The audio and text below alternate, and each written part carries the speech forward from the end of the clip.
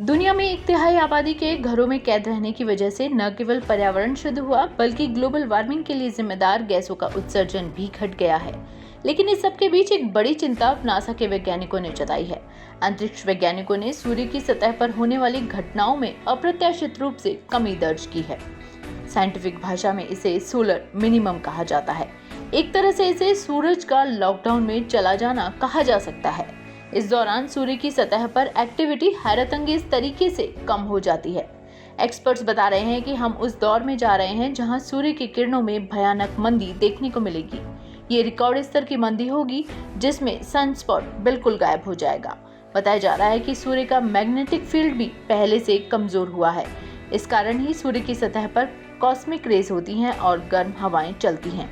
सूर्य की सतह पर सोलर स्पॉट में बढ़ोतरी देखी जा रही है।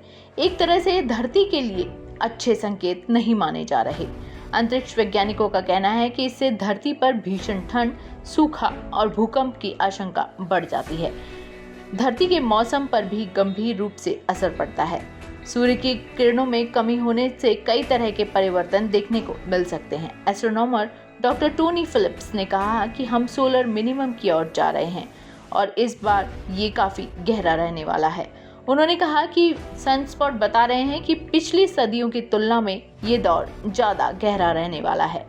ये धरती के ऊपरी वातावरण के इलेक्ट्रोकेमिस्ट्री को प्रभावित करेंगे। इसकी वजह से बिजलियां कड़केगी। नासा के वैज्ञानिकों ने भी चिंता जाहिर करते हुए कहा है कि इससे डाल्टन मिनिमम जैसी घटना फिर से हो सकती है। आपको बता दें, डाल्टन मिनिमम के कारण 1790 से 1830 के दौरान धरती पर काफी तबाही देखने को मिली थी। इसके कारण भयंकर ठंड से यूरोप में कई नदियां जम गई थी, किसानों की फसलें खराब हो गई थी। जबकि साल 1816 की जुलाई में यूरोप में भारी बर्फबारी देखने को मिली थी। धरती के कई हिस्सों में भूकंप, सूखे जैसी स्थिति भी बनी थी। इस दौरान 20 वर्षों में तापमान 2 डिग्री सेल्सियस तक बढ़ गया था। इसकी वजह से दुनिया के सामने अन्न का संकट पैदा हो गया था। 1815 में सबसे ज्यादा ज्वालामुखी फूटे। इंडोनेशिया में इसकी वजह से करीब 71,000 लोग मारे गए।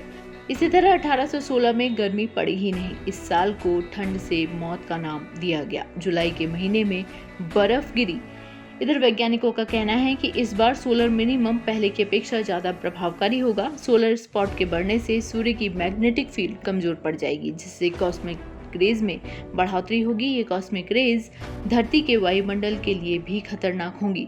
उधर रॉयल एस्ट्रोनॉमिकल सोसाइटी के वैज्ञानिकों ने बताया कि सूर्य की सतह पर प्रत्येक 11 साल में ऐसी घटनाएं देखने को मिलती हैं।